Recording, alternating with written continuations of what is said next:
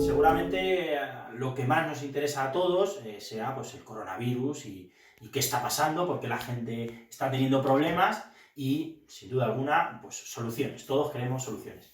Sin embargo, para aportar una solución distinta a la que hay, la solución es un poco extrema, el estado de alarma a mí no me convence, ya veremos, el tiempo dirá si es eficaz o no. Puede ser eficaz, pero desde luego va a tener consecuencias mucho mayores de las que podría tener otro tipo de soluciones. Bueno, caso, para aportar soluciones distintas hay que ver el problema de una manera distinta. Si no, al final vas a tender siempre a repetir la misma solución, puesto que tienes la misma visión. Entonces es necesario toda esta parte de biología para quizá aportar otra perspectiva. Bueno, el virus es el coronavirus, COVID-19, bueno, todo eso lo conocemos todos, estamos hartos de oírlo. A mí cuando escuché todo esto del virus, pues bueno, en primer lugar, lo primero que me viene a la mente es si el virus es natural o artificial. Solamente hay dos opciones, o es artificial, quiere decir que el ser humano ha modificado genéticamente otros virus y ha creado o bien es natural. Y es la propia biología la que está en un proceso de regulación. Bueno, si tomamos o si pensamos que es artificial, pues solamente hay dos posibilidades. O bien es un error de una modificación genética y que se les ha escapado, por así decir, entre comillas, o bien lo han hecho aposta y esto es una conspiración en toda regla y bueno. Por conveniencia, y digo por conveniencia porque no tengo nada claro, ni yo ni muchísima gente, que el virus sea natural, no lo sabemos y desde luego hay grandes sospechas de que sea artificial, pero por conveniencia vamos a pensar que es un virus natural. En todo caso, sea natural o artificial, la fisiología es muy parecida, la fisiopatología, por supuesto, también, porque la fisiopatología no depende del virus que es malo o bueno, sino de cómo estamos nosotros, de nuestra salud. Es nuestra salud quien va a digamos, determinar si vamos a tener complicaciones o no. ¿Vale? Mucha gente habla de la carga viral. Bueno, la carga viral es relativa, porque ante carga viral, ante mucha cantidad de virus o mucha exposición, hay gente que no tiene absolutamente ningún problema y hay gente que tiene muchos problemas, incluso la muerte. Entonces, vamos a olvidarnos de lo de fuera, del ataque, de la guerra, del virus, el malo, el demonio, y vamos a centrarnos en lo que podemos hacer nosotros, ¿vale? Cómo podemos mejorar nuestra salud y cómo simplemente el virus puede pasar de fuera, o sea, un virus exógeno a ser un virus endógeno, formar parte de nuestra microbiología interna, como otros miles y millones de virus, ¿vale? O como la gripe, por ejemplo, sin ir más lejos, no hace falta pensar mucho, y cómo podemos integrar esa información que aporta el virus sin mayores consecuencias. Bueno, vamos a explicar un poquito la fisiología. Esta parte es un poquito más técnica, voy a intentar hacerlo con palabras simples, que se entienda bien. Si en un momento determinado pues es demasiado el lenguaje, vosotros lo olvidáis y os centráis en el concepto. El concepto es lo importante y no el tecnicismo. Pero bueno, habrá gente que vea el vídeo y que sean profesionales y que quieran un poco más de información. Vale. En primer lugar, el virus entra por esas vías de entrada que hemos dicho. Solo hay esas vías de entrada, solo puede entrar por ahí. Entra por ahí y para que entre directamente y que pase dentro del cuerpo, pues ya tiene que haber un fallo en esas vías. Pero bueno, iremos más adelante a eso. Quiere decir, entra por ese sistema mucoso, por las vías respiratorias entra. Entra por ahí, ¿vale? Y entra a una célula que es el neumocito, ¿vale? Al entrar en esa célula, entra por un receptor concreto, que tiene un nombre, que es receptor de la enzima conversora angiotensina 2, bueno, AC2. Entra por ese receptor, va al núcleo de la célula, como hacen todos los virus, bueno, siempre y cuando lleguen a células o organismos con núcleo celular, que no todos son así, pero bueno, llega a la célula y en la célula pasa a formar parte del material genético de la célula, secuestra, dicen algunos, ese material o esa maquinaria genética y empieza a replicarse y a reproducirse y, digamos, empieza a propagarse a otras células ese virus. Bien, cuando entra por la célula, por la membrana de la célula, esa membrana es dañada, ¿vale? ¿Por qué? Porque al entrar se daña la célula, ni más ni menos, se daña esa célula. Ese daño celular es clave, porque en todo proceso de daño celular, sea un esguince de tobillo, sea, yo qué sé, una cicatriz de una cesárea, de un parto, o sea, lo que sea, cualquier proceso que genere daño celular tiene una respuesta del sistema inmune. Como el daño celular es un proceso de entropía y de destrucción, el cuerpo lo que va a hacer es destruir ese proceso de destrucción y por lo tanto va a permitir que luego se construya y que haya un proceso de sintropía. Va a limpiar esos daños y a eliminar un microorganismo que quizá está en un sitio que no le corresponde. No tiene por qué estar en esa célula, ¿vale? O sí, ya veremos. Bueno, el caso. Esa membrana celular en todas las células es parecida en cuanto a composición, aunque luego tiene diferencias en cuanto a proporción de esos nutrientes, ¿no? Pero bueno, está compuesta básicamente por los 3 grandes macronutrientes: glúcidos, azúcares, proteínas y lípidos o grasas. Sobre todo, está compuesto por grasas, en su gran mayoría, es una capa grasa, hemos dicho que eran gotitas de aceite, ¿no? Es una capa grasa. Los receptores, o esas puertas dentro de esas gotitas de aceite, esos receptores suelen ser proteínas o glucoproteínas. Bueno, el caso. Esas grasas vamos a nombrar solo 3 porque son seguramente las más abundantes y porque nos interesan a nivel clínico. En primer lugar hay una capa de fosfolípidos, que es un tipo de grasa. Luego hay colesterol, que no es el demonio, ojo. Todas las membranas celulares están compuestas de colesterol. O sea, la teoría del colesterol, de verdad, es vergonzoso, y lo digo de verdad, sin más, que siga vigente esa teoría del colesterol. Es vergonzoso porque la ciencia o todos los estudios están diciendo cosas absolutamente contrarias, pero tampoco me voy a meter ahí, que no es el sujeto de debate. Entonces, fosfolípidos, colesterol y ácidos grasos de cadena larga. Hemos dicho que los que creaban las bacterias eran de cadena corta. Bueno, pues hay ácidos grasos de cadena larga. Y nos interesan mucho los ácidos grasos esenciales. ¿Por qué? Porque el cuerpo no es capaz de producirlos. Esenciales quiere decir que el cuerpo no los produce y tiene que cogerlos de la alimentación. ¿Por qué nos interesan? Nos interesan porque son grandes mediadores de la respuesta inflamatoria, por lo tanto la respuesta ante el daño tisular o ante la agresión, y nos interesan mucho porque sí dependen de nosotros. Quiere decir, en la alimentación nosotros comemos de una manera o de otra, ¿vale? Y eso determina cómo van a estar compuestas nuestras membranas celulares. Bueno, no avanzo por ahí, que luego iremos. Entonces, esos ácidos grasos de cadena larga esenciales son omega 3 y omega 6, que hemos oído seguramente hablar todos porque están en la boca de la gente. Bien, ante un daño tisular, ante un daño de una célula, se producen varias cosas. Lo primero, se producen radicales libres. Quiere decir que se oxida la célula. Y al oxidarse esa célula, lo que va a hacer es que esa membrana o esos ácidos grasos de membrana, en concreto los de la cadena de omega 6, y en concreto uno de ellos, de esa cadena, que es el ácido araquidónico, al oxidarse, digamos que empieza a cambiar. Y empieza a cambiar generando ciertas moléculas pequeñitas que se llaman eicosanoides. Y esos eicosanoides son mediadores de la respuesta inflamatoria. Lo que hacen es comunicar, son mensajeros entre una célula y otra.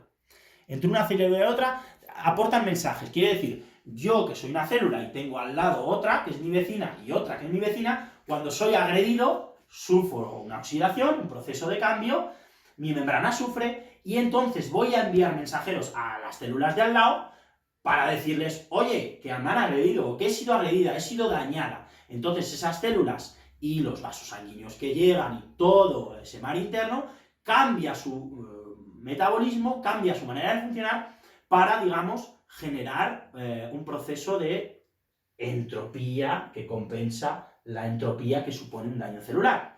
Entonces se activa el sistema inmunitario. Quiere decir, cuando el ácido araquidónico es oxidado, actúa una enzima que es la fosfolipasa 2, pues da igual, y se activan los mediadores proinflamatorios. La inflamación es un proceso, como todo en biología, autorregulado, ¿vale? Autorregulado, y lo recalco y lo recalco. Lo recalco porque es fundamental. En condiciones normales, claro. Entonces quiere decir que esa propia inflamación o esas moléculas mensajeras, llega un momento que el tejido se inflama, llegan un montón de células inmunitarias, empiezan a hacer sus procesos de limpieza y de destrucción, ahí donde lo creen conveniente, y en un momento determinado, esas mismas moléculas que van a generar esa inflamación y esa llegada de células inmunitarias, llegan a un pico, ¿vale? Muy importante, esta es la curva de la inflamación, aquí sube la inflamación, sube, llega el pico inflamatorio, y en el momento en el que llega el pico inflamatorio, baja, y empiezan a activarse los mecanismos de resolución, ¿vale? O los mediadores de resolución. Son, bueno, varios.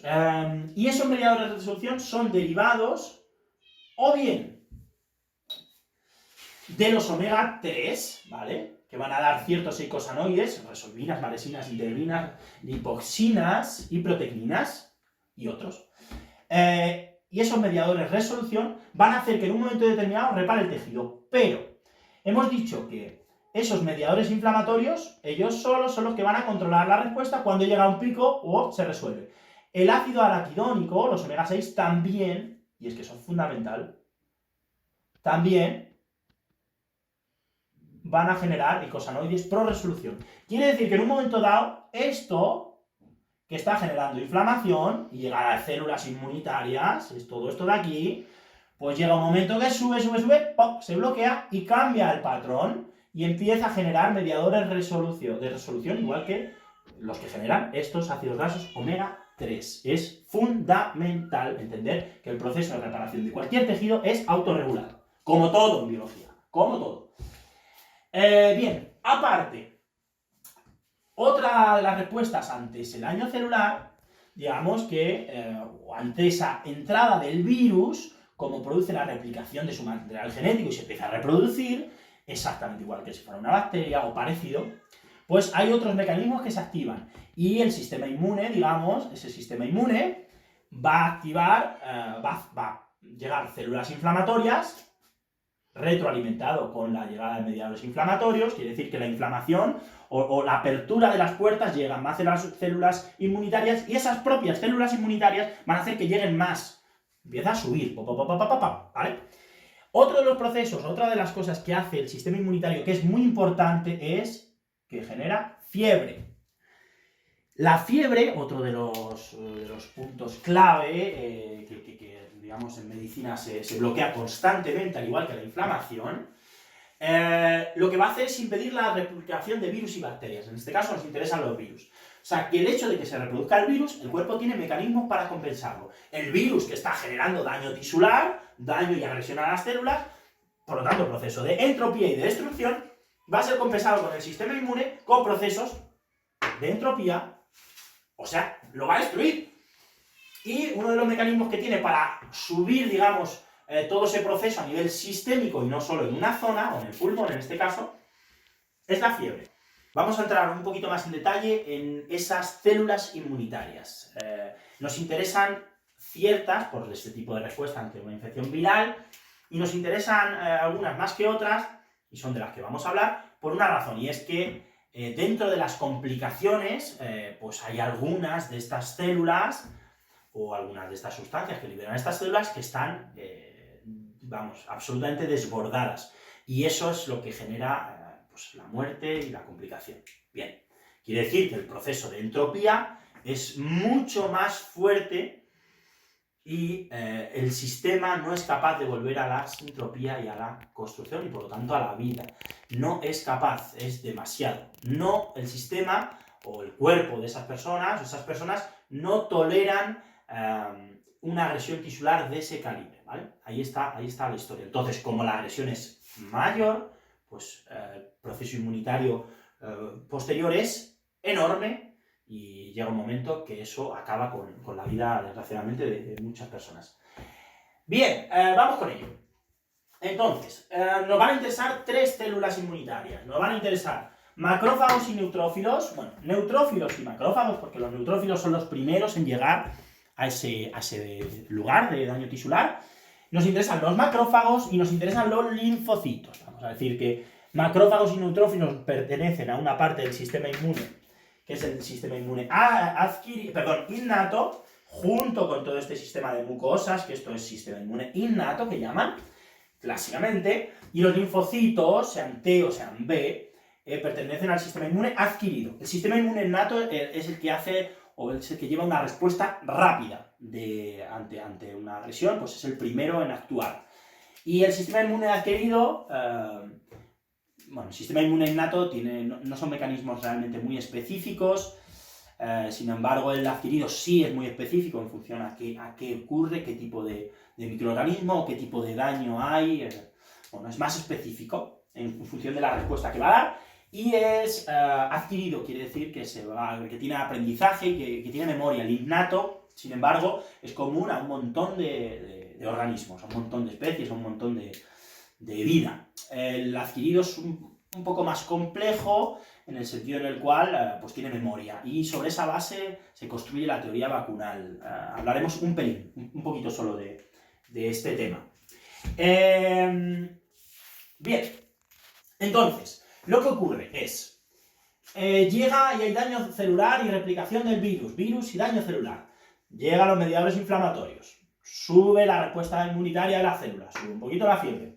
Bien, entonces, como hay células también inmunitarias que se dañan, y una célula muy importante que hemos hablado antes de ellas, que es el fibroblasto, que era esa araña que iba tejiendo tejido, ese daño tisular de esa red y el daño de ciertas células inmunitarias van a activar receptores celulares dentro de esas células, ¿vale?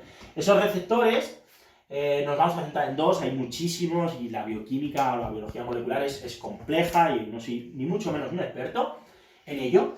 Nos centramos en 2 receptores, Toll-like receptor 9, Toll-like receptor 4, porque el 9 nos va a dar una sustancia que es interferón, una proteína que lo que va a hacer es lo siguiente: impedir la replicación del virus, aumentar la llegada de células inmunitarias, quiere decir, una célula inmunitaria ha sufrido un daño y llama a otras, porque joder, si yo he sufrido un daño, pues llama a otras para seguir compensando esa entropía con más entropía, ¿vale? Entonces, ¿cómo esas células? Hemos dicho que el interferón, replicación del virus, células inmunitarias y activación de los macrófagos. Activa aún más los macrófagos. Los activa hacia M1, que se llama, ¿vale? Digo estos tecnicismos porque luego habrá soluciones al respecto, porque este es uno de los grandes problemas de las complicaciones. Bien, los macrófagos se activan en modo M1, y los linfocitos TH1 que llegan después también actúan o activan a los macrófagos M1. Esos macrófagos M1 están aquí, en el patrón entrópico. Pero ¿qué ocurre? Que en un momento determinado se alcanza el pico de la inflamación, y hablamos de fisiología, hay gente que no funciona bien, claro, y resuelve. Esa resolución es el paso de macrófago M1 a M2, y en vez de liberar citoquinas inflamatorias o sustancias que aumentan la entropía, lo que va a hacer es empezar a limpiar y va a empezar a resolver. Ese paso de M1 a M2 se da por un mediador de resolución que se llama resolvinas. Pero bueno, el caso es que este paso es fundamental para que no haya complicaciones. El linfocito TH1 pasaría a TH2, y el neutrófilo, que es el primero en llegar, llega un momento que se muere y se produce apoptosis celular del neutrófilo. Bien, vamos a explicar un poquito más en detalle esto. Aquí los mediadores proinflamatorios siguen una vía, que es la vía de la ciclooxigenasa o la vía de la lipoxigenasa. Tiene 2 vías. La de la ciclooxigenasa va a dar ciertos eicosanoides, ciertas sustancias, como he dicho, mensajeros o comunicadores celulares, que lo que van a, sobre todo las prostaglandinas tipo 2 nos interesan. Hay más, por supuesto. Y estoy simplificando mucho todo esto, pero bueno. Aparecen las prostaglandinas tipo 2, aumenta la respuesta antiinflamatoria. Y la lipoxigenasa lo que va a generar es leucotrienos y tromboxanos, que van a generar otras sustancias, van a vasodilatar y van a generar también otros cambios. Bien, cuando suben las prostaglandinas tipo 2, ¿vale? Y suben hasta que llegan al pico, entonces esas prostaglandinas tipo 2 van a anular la vía de la lipoxigenasa y al anularla, los leucotrienos tipo B4 van a dejar de llegar. Y al dejar de aparecer esos leucotrienos, se va a modificar la acción de la lipoxigenasa y cambia. Y resulta que la lipoxigenasa, o una de ellas, va a empezar a cambiar el patrón y a generar mediadores pro resolución. Nos interesa mucho la lipoxina, porque esas lipoxinas van a hacer que los neutrófilos dejen de llegar, ¿vale? Al dejar de llegar los neutrófilos, a las 12 horas, mueren por apoptosis. Y al morir los neutrófilos, van a suceder varias cosas. Una, los neutrófilos que llegan primero, pues hay parte de ellos que van a morir. Esa muerte de neutrófilos va a atraer a fibroblastos, las arañitas, porque dicen, coño, si están muriendo las cosas, va a haber que reconstruir, y empiezan a llegar. Pero el miofibroblasto, ante el daño tisular, ante una herida, lo que va a hacer es convertirse en miofibroblasto. Eso quiere decir que tiene capacidad contráctil. Quiere decir, en esa red de tela de araña se ha hecho una fisura, no hay comunicación. Entonces, llega una arañita, un fibroblasto, va a construirte y lo que va a hacer es tensarla para acercar los bordes de la herida. Entonces tiene capacidad contráctil, acerca los bordes de la herida para que cicatrice. Pasa igual en una raja de cualquier sitio como a nivel celular, simplemente es un nivel inferior o más pequeñito, vamos, en un nivel fractal distinto. Bueno, el caso, ese fibroblasto pasa a miofibroblasto, pero ¿qué ocurre? Que cuando los neutrófilos mueren por apoptosis, gracias a esa acción de las lipoxinas, que no llegan más neutrófilos, llega un momento que esa lipoxigenasa da otros mediadores pro resolución, que son las resolvinas, ¿vale? Y las resolvinas lo que van a hacer es que el macrófago, como hemos dicho, pase a M2. Ese macrófago M2 va a dejar de liberar sustancias tóxicas y va a empezar a comerse los restos de los neutrófilos. Ese fenómeno se llama eferocitosis. Y es clave, ¿por qué? Porque la eferocitosis lo que va a hacer es estimular al miofibroblasto, a esa araña con capacidad contráctil, para que se relaje y vuelva a ser fibroblasto y el tejido coja elasticidad. ¿Por qué explico esto? Porque hay ciertos pacientes que no mueren, pero una de las complicaciones posibles, y la vamos a poner ya en el esquema, es que haya una fibrosis. Una fibrosis pulmonar, y eso son problemas respiratorios crónicos.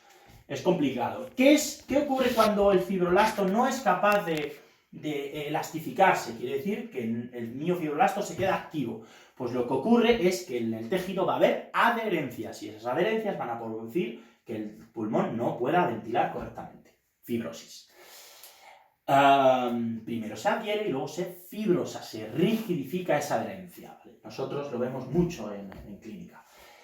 Bien, más cosas.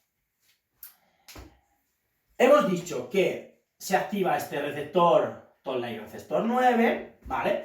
Interferón, y hemos explicado un poquito estas células inmunitarias y los fibroblastos. Bien, hay otro receptor que se activa y es interesante, ¿vale? El Toll-like receptor 4.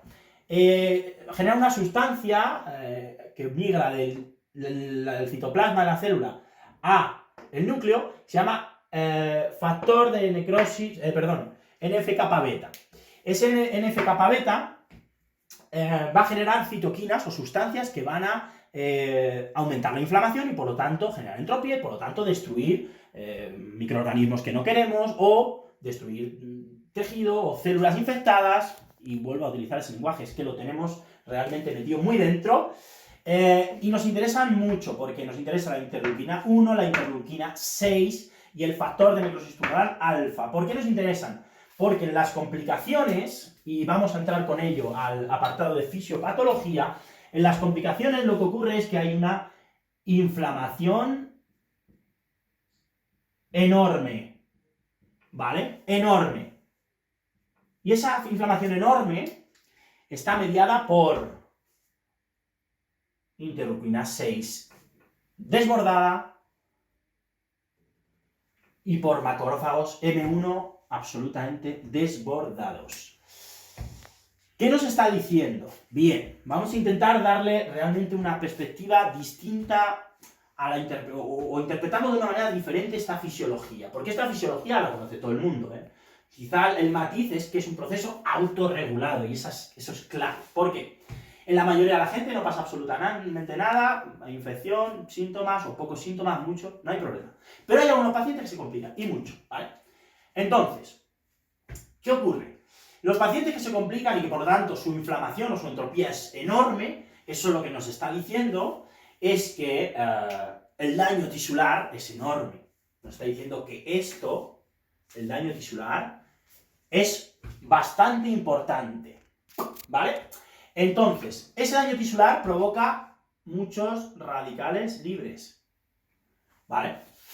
Y esos radicales libres van a generar muchos mediadores inflamatorios, mucha inflamación y problemas. Bien, además nos está diciendo que hay muchos radicales libres, muchas células inflamatorias o células del sistema inmune, y además ese factor de necrosis tumoral en un momento dado está bastante alto.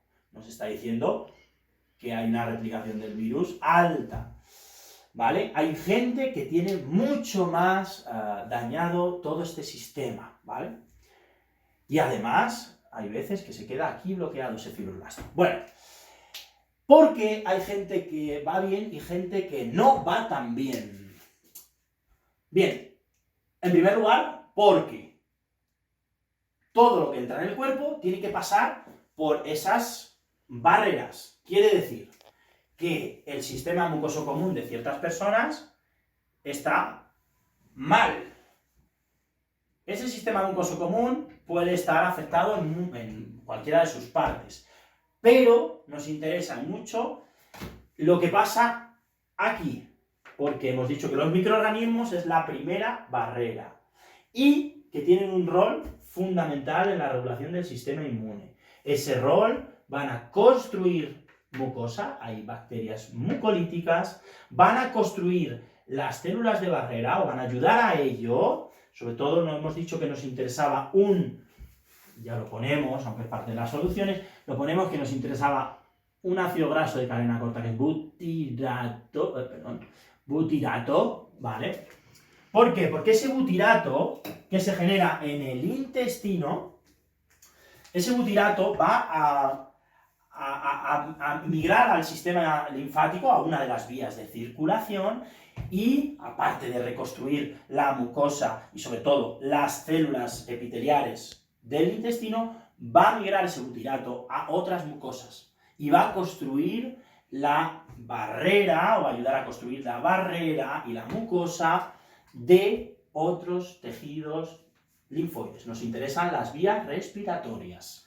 Entonces, ¿qué ocurre si el intestino no funciona bien?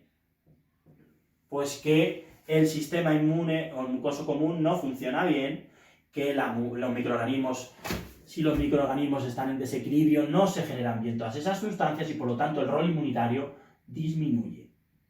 Y disminuye mucho, porque hay bacterias que generan la mucosa, hay bacterias que reconstruyen el epitelio, y hay barreras que modulan la respuesta, hay bacterias, perdón, que modulan la respuesta inmunitaria, que estimulan la respuesta inmunitaria cuando hay que estimularla y que la bajan cuando hay que bajarla.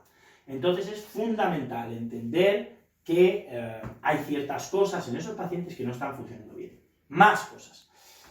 Sí que es verdad que hay muchos de esos pacientes son pacientes mayores porque ya están un poquito más débiles. Pero hay otros pacientes que son jóvenes y que están teniendo complicaciones igual.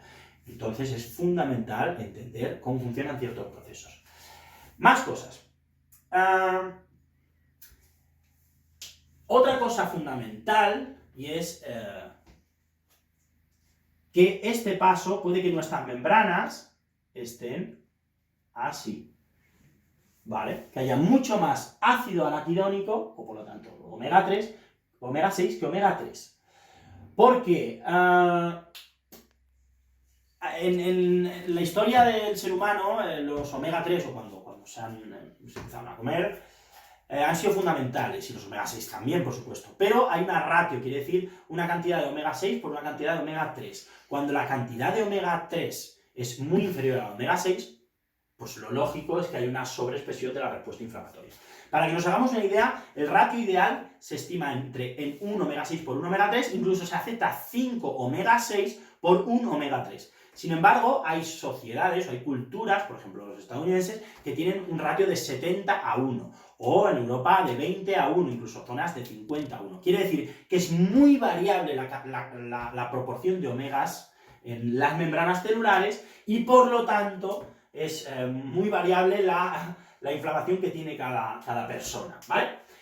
Entonces, seguimos. Hemos dicho que cualquier organismo que entra por el sistema mucoso común. Cuando falla el sistema mucoso común y la microbiota construye literalmente la mucosa y construye literalmente la barrera y envía información a las células del sistema inmune o al tejido inmunitario para generar una respuesta adecuada. En concreto, y esto es un dato importante, se estima que el 80% del sistema inmune adquirido, el 80%, es construido en el intestino, ¿vale?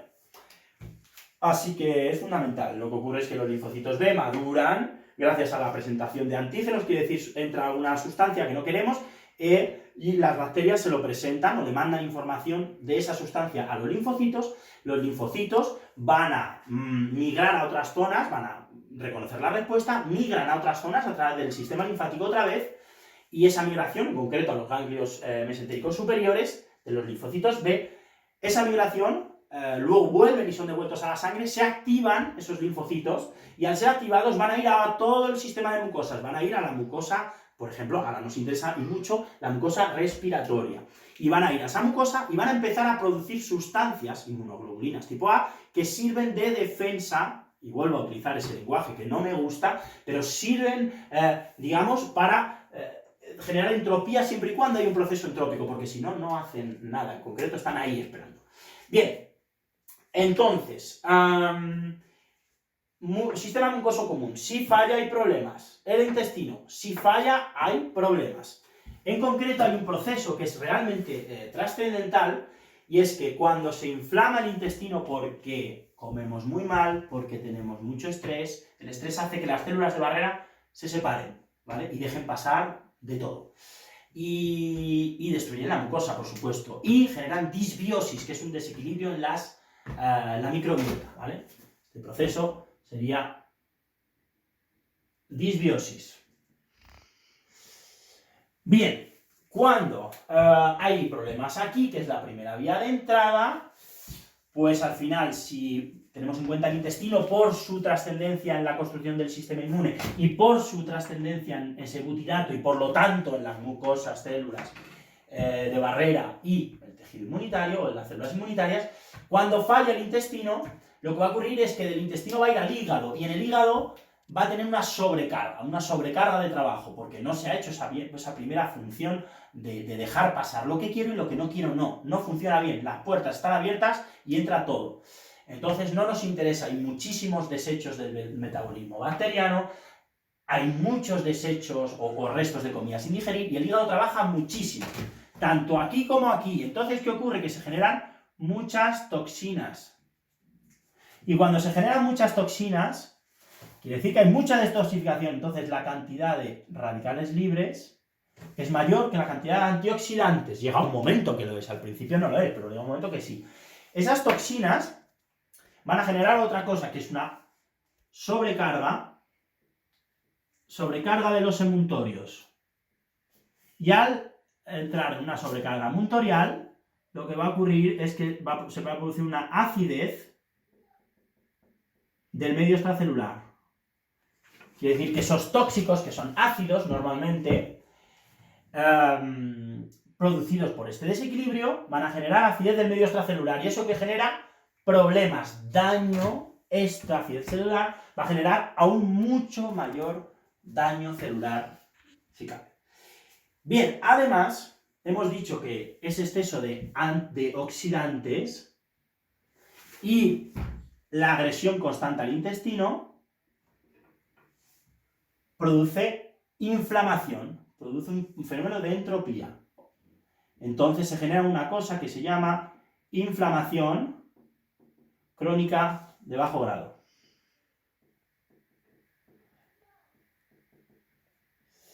Y esto es básicamente la razón por la cual la gente está teniendo complicaciones.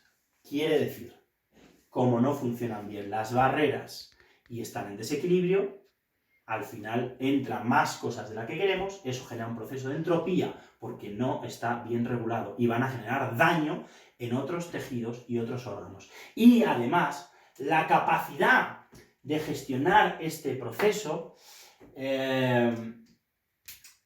va a disminuir y mucho con el paso del tiempo. Quiere decir, una inflamación crónica de bajo grado es la puerta para un montón de patologías, un montón de enfermedades. ¿Por qué? Porque el sistema no es capaz de ir de la entropía a la sintropía. Hay mucha destrucción. Y como el cuerpo no para de intentar compensarlo, va a agotar los recursos que tiene para construir. Se va a agotar. Y al agotarse los recursos, no responde, no tiene capacidad para ir aquí, hacia la resolución y reparación del tejido.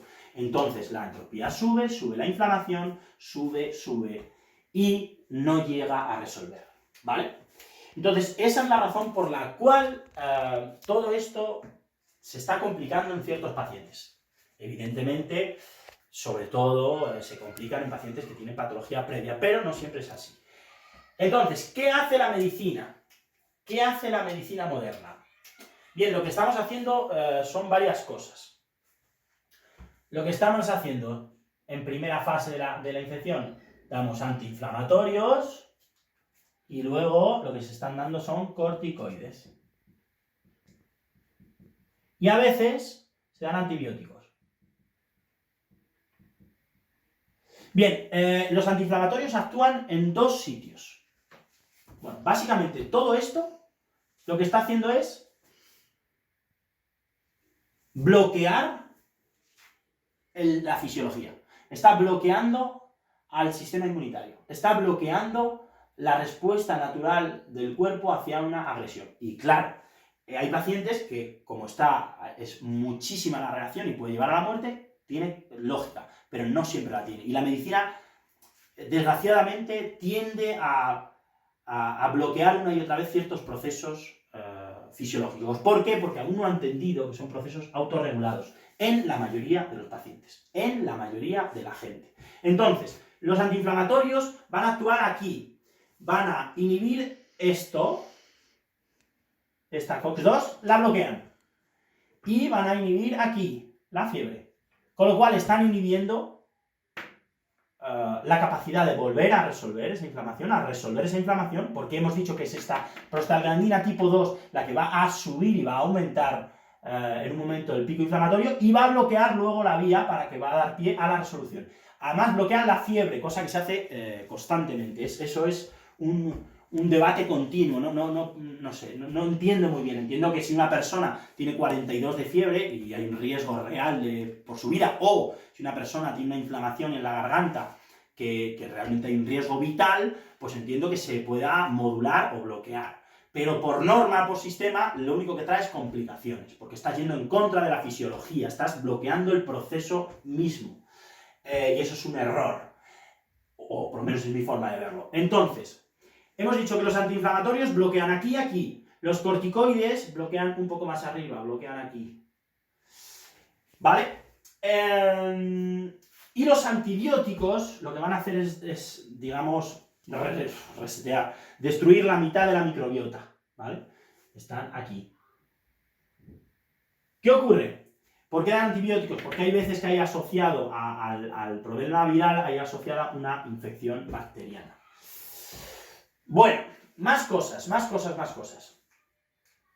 Otro de los fármacos, digamos, que puede aumentar el porcentaje de complicaciones son los antihipertensivos. Los que terminan en pril y en sartán, ¿vale? ¿Por qué? Porque esos fármacos lo que van a hacer es aumentar la cantidad de receptores que hay en la membrana de ese neumocito. y por lo tanto van a aumentar la capacidad que tiene el virus de entrar dentro de la célula. Con lo cual nos interesa seguramente cambiarlos por otros. Otro de los factores que va a aumentar el número de complicaciones sería el tabaco. ¿Por qué? Porque el tabaco, aparte de generar un montón de daño celular y un montón de oxidación y un montón de metales pesados que va a tener que detoxificar el hígado y por lo tanto más radicales libres, aparte de ello aumentan el número de receptores de enzima conversora de angiotensina. Una consecuencia de que se cojan estos receptores o que entre por esos receptores es que llega un momento que la angiotensina sube mucho, porque no entra o no se mete donde debería. Y eso va a aumentar la producción de interferón y de macrófagos M1. Bien, más cosas. Hay otra sustancia que bloquea la capacidad que tiene el cuerpo o el ácido araquidónico de resolver, y es la insulina. Quiere decir que alimentos con un índice glucémico alto, que por lo tanto necesitan mucha insulina para ser metabolizados, van a modificar la capacidad que tiene el cuerpo de resolver la inflamación. Pero aquí hay un matiz, o por lo menos que yo doy, y no todos mis compañeros están de acuerdo. Hay nutricionistas que piensan que es fundamental el índice glucémico, ¿no? Por ejemplo, el melón tiene un índice glucémico muy alto, o las uvas. Bueno, pues sí. Pero que yo sepa, nadie ni se muere ni es obeso por eso, ¿vale? Lo que sí da muchos problemas en cuanto a la insulina o a la capacidad que tiene el cuerpo de metabolizar ese azúcar que entra, son los alimentos procesados. Son los alimentos que el cuerpo no reconoce, porque no los conoce, entonces no los puede reconocer. Por ejemplo, el pan blanco, por ejemplo, el azúcar refinado y otro tipo de azúcares, por ejemplo, alimentos o bollería industrial. Esos son cosas no naturales. Cuando entra una manzana, el cuerpo sabe perfectamente lo que es una manzana porque lleva toda o mucha parte de su evolución con ella. Entonces va a generar una cantidad de insulina proporcional a la que se necesita. Sin embargo, cuando entra un azúcar refinado o un producto industrial que no conoce el cuerpo, lo lógico es que la cantidad de insulina sea mucho mayor y no sea proporcional. Con lo cual va a crear mucha insulina en sangre, con lo cual va a activar muchos procesos metabólicos poco deseables, entre ellos esto. Hay otros procesos metabólicos, por ejemplo, la formación de estrógenos o el aumento de la formación de estrógenos y un montón de problemas menstruales que conlleva. Y además, esos estrógenos van a aumentar la carga inflamatoria. Bueno, más cosas. Otro de los fármacos que dan problemas es, digamos, vamos a ponerlo por aquí, los anticolesterolemiantes. ¿Por qué? Hemos dicho que el colesterol es un componente esencial de las membranas celulares. Si no hay colesterol o el colesterol que hay es de poca calidad, las membranas van a tener poca calidad. Y además, este NF-kappa beta tiene un freno, tiene varios frenos fisiológicos. Uno de ellos son, y esto ya son soluciones, EPA, un tipo de omega 3. Otro de ellos es la vitamina D, otra grasa, por cierto, o una vitamina que viaja en una grasa. Y hay otro que es el butirato. Con lo cual unimos la producción de una sustancia de la microbiota, que es el butirato, para frenar o modular la respuesta inflamatoria. Y, por supuesto, los anticolesterolemiantes, o esos fármacos, las estatinas famosas, van a bloquear la producción de vitamina D y la van a reducir. Y sorpresa, hay un gran déficit de vitamina D, un déficit enorme. Se calcula que entre el 70 y el 80% de la población tiene déficit de vitamina D. Es una barbaridad. Una barbaridad. La vitamina D, el sustrato es el colesterol, como hemos dicho, pero cuando ese colesterol o ese LDL, que dicen que es el malo, va a la sangre, llega un momento que el sol genera una reacción metabólica que se va a generar la vitamina D. O sea que es necesario el sol. ¿Y qué ocurre con el confinamiento o el estado de alarma? Pues esto supone lo siguiente, que hay no sol, o muy poco, ¿vale? Con lo cual no hay vitamina D, hay una alimentación y un ejercicio físico que no lo sabemos muy bien qué pasa, hay un estrés enorme, incluso a veces pánico, y no hay contacto. Bien, todo esto genera una bajada enorme del sistema inmune, o de la capacidad que tiene el sistema inmune de hacer, digamos, regular el proceso por el cual estamos pasando, o el proceso de una infección viral. Entonces, ¿cómo por donde entra está funcionando mal? Por varias razones que hemos explicado. Y luego el sistema inmune, que es quien tendría que intentar compensarlo, es deficiente por lo que estamos haciendo. Lo que pasa es que las complicaciones aumentan. Evidentemente la velocidad de los contagios no, pero que la carga sanitaria se reduce es relativo, porque esa carga sanitaria depende del número de gente que se complica. Quiere decir, si la gente, si no hubiera tantas complicaciones, ¿vale? Si no hubiera un porcentaje de la gente que se complica o fuera menor, el sistema sanitario podría asumirlo, pero no puede asumirlo.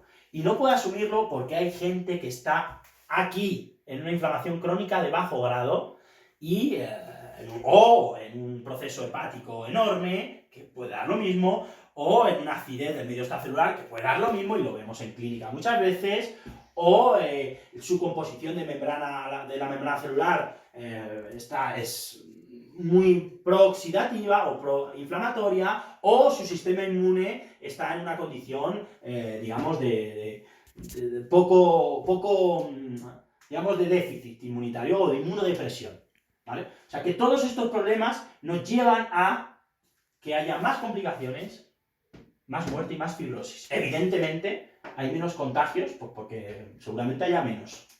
Pero los contagios no son lo importante. Lo importante no es que el virus pase de una persona a otra. Eso no tiene ningún sentido. Lo importante es que yo esté sano, o que la gente esté sana, y que cuando haya esa transmisión de información que va a aportar el virus, o ese cambio de una persona a otra, ese aporte de información, de tejer genes, siempre imaginando que es natural, por supuesto, ese cambio, nosotros tengamos capacidad para adaptarnos a él.